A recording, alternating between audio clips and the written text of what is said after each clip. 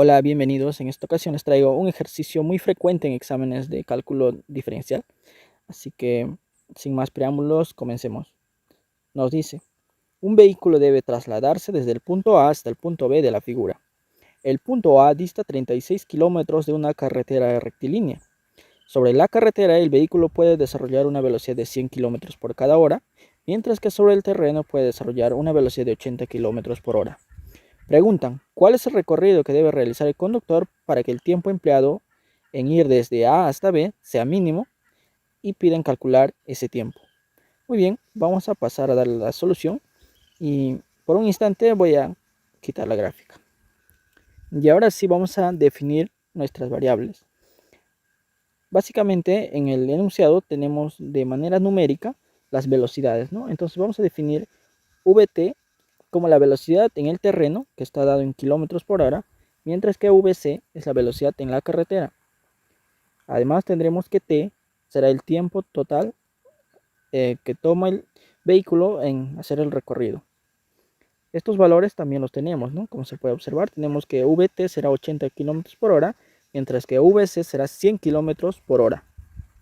Y ahora sí voy a volver a graficar para ubicar nuestras variables y analizar un poco más. Como se puede observar, tiene varias alternativas, ¿no? El vehículo. Una primera opción podría ser, por ejemplo, que se mueva desde el punto A hasta el punto M y enseguida se dirija por la carretera desde el punto M hasta B. No sabemos cuánto tiempo será. Otra opción sería que se vaya directamente desde el punto A hasta el punto B y se movilice básicamente a través del terreno. Tampoco conocemos cuál será ese tiempo, si será el más óptimo o el menor, no sabemos. Y otra opción sería que se vaya a través del terreno hasta un determinado punto que lo llame N y luego entre a la carretera y continúe hasta el punto B. Muy bien, entonces si llamamos X a la distancia desde M hasta N, entonces N hasta B sería 100 menos X. La distancia de A a M ya lo tenemos. En el enunciado nos dicen que vale 36 kilómetros. Muy bien, entonces luego de completar estos valores, digámoslos así, podríamos hallar la distancia AN y también la distancia AB, simplemente aplicando el teorema de Pitágoras, ¿no? Por ejemplo, AN sería la raíz de 36 al cuadrado más X al cuadrado, mientras que la distancia de A hasta B sería, aplicando Pitágoras en el triángulo más grande, tendríamos 36 al cuadrado más 100 al cuadrado. Entonces tenemos las dos distancias que podría recorrer este vehículo para llegar a la carretera, sea al punto N o sea al punto B. Y ahora, si recordamos un poco, digamos, física básica, ¿no? Ya que en este ejercicio, como se puede observar, se asumirá que la velocidad a la que se mueve el vehículo en el terreno es constante y también en la carretera es constante, ya que no varía. No dice que se mantendrá a 80 kilómetros por hora y si es en la carretera a 100 kilómetros por hora, es decir, se puede movilizar con mayor velocidad, ¿no? Entonces, aplicando ese criterio, por ejemplo, podríamos tener cuánto es el tiempo que se demora desde A hasta N y luego desde N hasta B, porque el tiempo sería la distancia entre la velocidad. Por ejemplo, el tiempo total a qué sería si es que este vehículo parte de A, llega hasta un punto N y luego hasta B. Entonces sería el tiempo que toma desde A hasta N sumado con el tiempo que toma desde N hasta B. Pero ya podemos hallar el tiempo de A hasta N, sí, sí podemos hallarlo, porque tenemos la distancia que previamente lo hemos hallado con el teorema de Pitágoras y también tenemos la velocidad. Entonces, ese tiempo será igual a la distancia de A hasta N entre la velocidad de A hasta N. Y lo mismo para el tramo N hasta B. Ahora vamos a reemplazar. Básicamente porque ya tenemos todos estos datos, reemplazando, tenemos que el tiempo total es raíz de x al cuadrado más 36 al cuadrado entre 80 sumado 100 menos x entre 100, que eso es la velocidad, perdón, el tiempo que toma desde n hasta b. Este es una función del tiempo para el recorrido desde el punto A hasta N y luego hasta B. Pero si se dan cuenta, podríamos generalizar, ya que si X vale 0, será que el vehículo se está moviendo desde el punto A hasta M y luego hasta B. Por el contrario, si X vale 100, será que este vehículo se mueve desde el punto A hasta B simplemente a través del terreno. Y es importante que analicemos eso, ya que vamos a saber, o bueno, es el mecanismo para conocer cuánto tiempo le demora a este vehículo para moverse por el tramo AMB o por el tramo AB directamente. Por ejemplo, como lo dije, cuando X sea 0, hallamos el tiempo, reemplazando simplemente en la expresión para X igual a 0, nos quedaría como raíz de 36 entre 80 más 100 entre 100, que es 1, y ese resultado es 1 hora con 27 minutos. Es decir, el vehículo a través del tramo AMB demora 1 hora con 27 minutos, mientras que si X vale 100, este vehículo demora alrededor de 1 hora con 19 minutos. Como se puede observar, si es que se va directamente por el terreno, demora menos que yendo a través del punto M. Ahora, no sabemos si es que habrá una opción de irse hasta un determinado punto N y luego llegar hasta B, y que sea en un tiempo menor a estos dos casos que acabamos de observar. ¿Y de qué manera lo sabremos? Precisamente aplicando el criterio de la derivada. ¿Qué se necesita para aplicar este criterio? La función. Y tenemos precisamente la función para el tiempo, es decir, nuestra función objetivo para que podamos optimizar. Lo tenemos en términos de una sola variable que es X, y ahora vamos a proceder a optimizar, ¿no? Muy bien, en esta parte he copiado la función para el tiempo de recorrido y ahora vamos a emplear el criterio de la primera derivada, como lo estaba mencionando hace un instante. ¿Y qué se debe hacer para aplicar el criterio de la derivada? En primer lugar, los puntos críticos. ¿Y cómo se encuentran los puntos críticos de una función? En primer lugar, se deriva. Entonces vamos a proceder a ello. Derivando la función tiempo, ¿cómo nos quedaría? Tendríamos que derivar la raíz, ¿no? Entonces tenemos un medio de toda la expresión elevado a menos un medio que pasa al denominador, y como es una derivada implícita, nos quedaría multiplicado por la derivada de x al cuadrado más 36 al cuadrado. A eso debemos sumar la derivada de la otra expresión a la que se está sumando. Nos quedaría de esa forma. Aplicamos simplemente la regla de la derivada para un cociente, ¿no?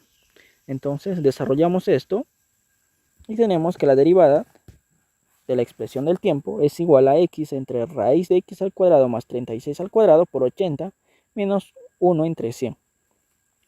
Ahora, a esta derivada se debe igualar a 0 para hallar los valores críticos de x. Entonces, ahora vamos a igualar a 0. Si igualamos a 0 la derivada, tendríamos que toda la expresión es igual a 0. Y ahora necesitamos operar para hallar los números críticos. Si multiplicamos en aspa, nos quedaría de esta forma. Y ahora todo el denominador pasa como producto al otro extremo y se elimina, ¿no? Porque tenemos que se multiplica por 0. Y simplemente nos quedaría 100x menos 80 multiplicado por la raíz de x al cuadrado más 36 al cuadrado igual a 0. Podríamos pasar al otro extremo y tendríamos que 100x es igual a 80 por raíz de x al cuadrado más 36. ¿Qué nos queda en esta parte? Elevar al cuadrado para eliminar la raíz. Así que eliminamos al cuadrado. Desarrollamos la parte algebraica, es decir, reducir, simplificar los ceros. Y finalmente tenemos esta otra expresión. Pasamos a restar y tendríamos que x es igual a raíz de 64 por 36. Y al ejecutar esa operación nos queda que x es igual a 48. Bueno, entonces hemos aplicado el criterio de la primera derivada y hemos hallado un número crítico. Eso significa, si x reemplazamos en la expresión t, nos dará un valor que puede ser máximo o puede ser mínimo. Aún no lo sabemos. ¿Cómo lo sabremos? A través del criterio de la primera derivada. Entonces, vamos a ello. Para aplicar el criterio de la primera derivada, se ubica una recta y en ella se coloca el valor crítico, en este caso es 48, y ahora vamos a analizar los valores que se encuentran en la vecindad o alrededor. Por ejemplo, desde menos infinito hasta 48 podríamos considerar el 0, mientras que de 48 al más infinito, el 50. Podrían tomar cualquier otro valor, igual lo importante es el signo que nos da, digamos, ese valor evaluado en la derivada. Ahora, por ejemplo, si evaluamos 0, tenemos la derivada en esta otra parte. Si x vale 0, entonces tendríamos que la derivada es 0, es menor que 0, disculpe. La derivada es menor que 0. Si es que x toma valores que se encuentran desde menos infinito hasta 48. Si es que toma valores mayores, entonces la derivada será mayor que 0.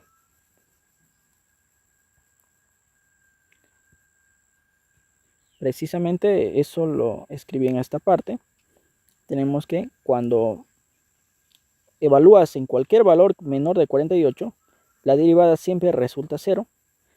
Y por ahí de manera contraria, cuando evalúas valores mayores a 50, se hace positivo.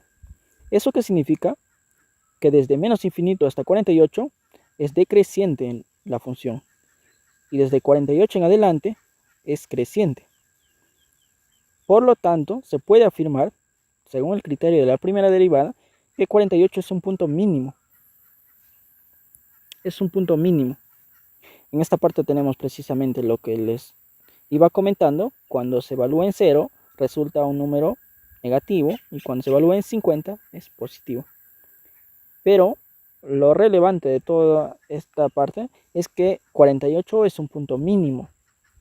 Eso significa que en el contexto del ejercicio el tiempo es mínimo cuando x es igual a 48.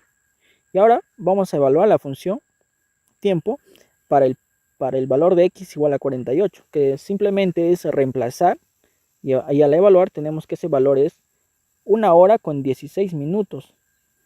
Y como se puede observar, es un valor menor a los otros dos casos que teníamos, que es 1 hora con 27 y 1 hora con 19 minutos. Es 1 hora con 16 minutos.